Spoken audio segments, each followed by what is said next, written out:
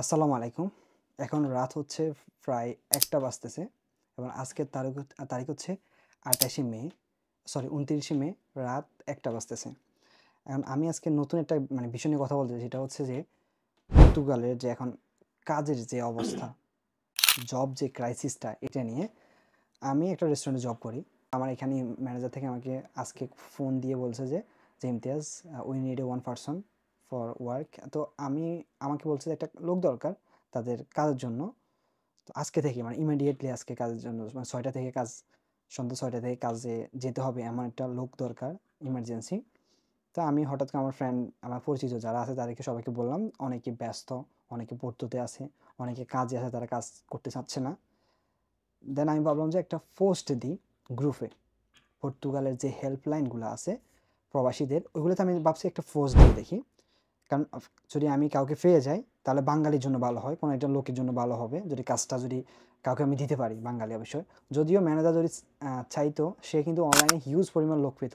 But সে আমাকে বলতে যে তুমি যদি তোমার কোনো বন্ধুকে যদি রিকমেন্ড করতে চাও তাহলে তুমি নিয়ে আসতে পারো।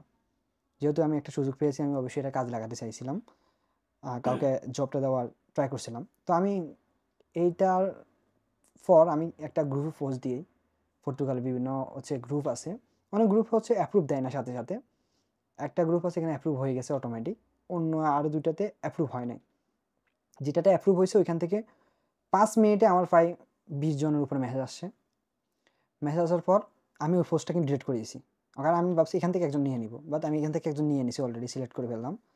দেন আমি যে আরও দুইটা গ্রুপে পোস্ট দিয়েছিলাম, অ্যাপ্রুভ হয় নাই, ওইগুলো থেকে আমি দুইটা মেবি ডিলিট করে দিয়েছিলাম পোস্ট। কিন্তু একটা তো ভুলবশত রয়ে গেছিলো। তো ওই গ্রুপের পোস্টটা কি রাতের প্রায় 12টার দিকে অ্যাপ্রুভ হয়েছে।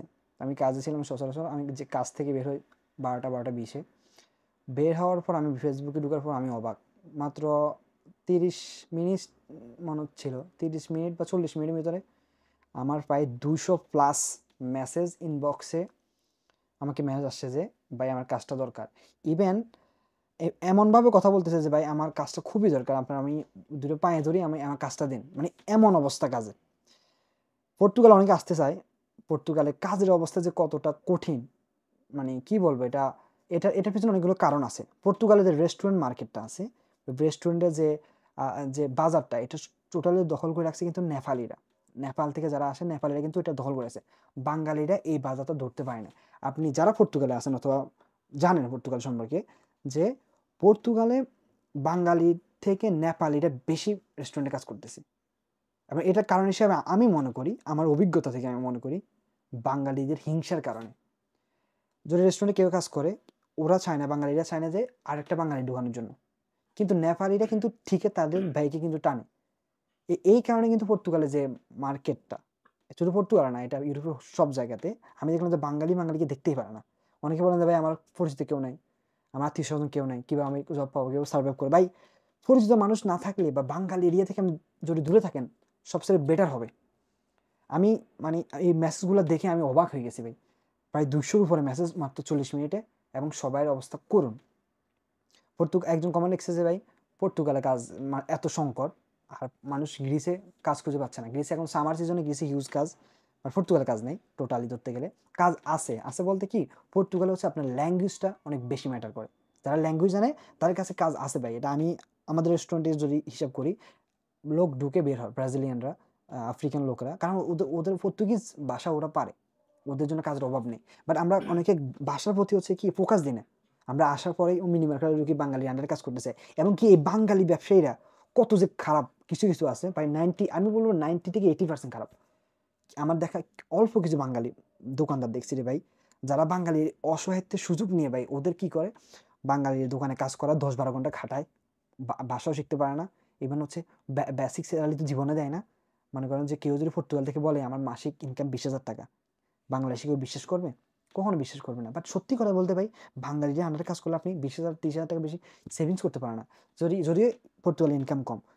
বাঙালি আন্ডারে কাজ করলে বাঙালি কিন্তু ঠিকই আপনাকে দিয়ে ইনকাম করবে, অনেক বেশি লাভবান হবে ওরা। ওরা আপনাকে খাটাবে, ইনকাম করবে, কিন্তু আপনাকে টাকা দিবে না। এগুলো টোটালি হারাম টাকা ধরতে গেলে। হারাম ওদের আমি বুঝি না, নামাজ কালাম পড়ে কিন্তু বাঙালি ওদের কর্মচারীরা টাকা দিতে চায় না, ছুটি দিতে চায় না, ছুটি না দেয়, একটু বেতনটা বাড়াই দেয়, তাও দিবে না।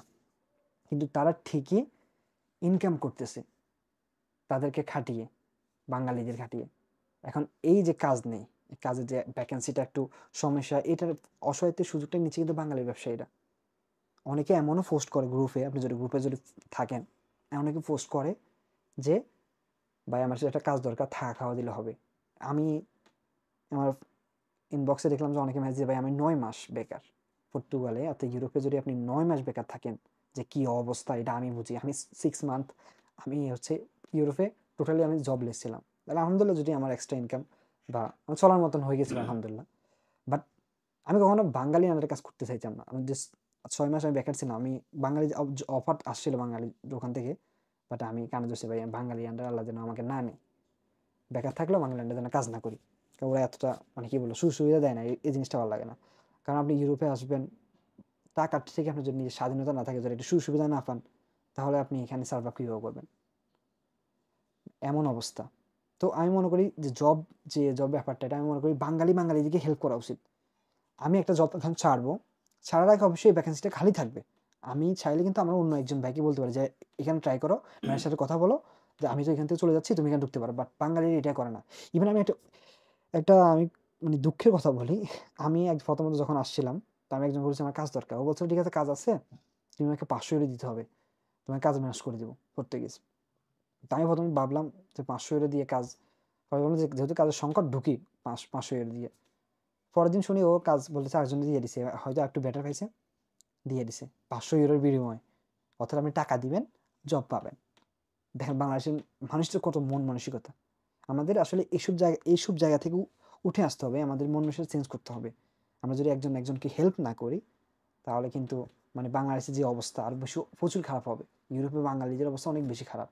যারা আছে তারা অনেক শোষণ করে খাচ্ছে, অনেকে আছে দালাল, বাইরে দালালটা তো ইনকামের অভাব নেই।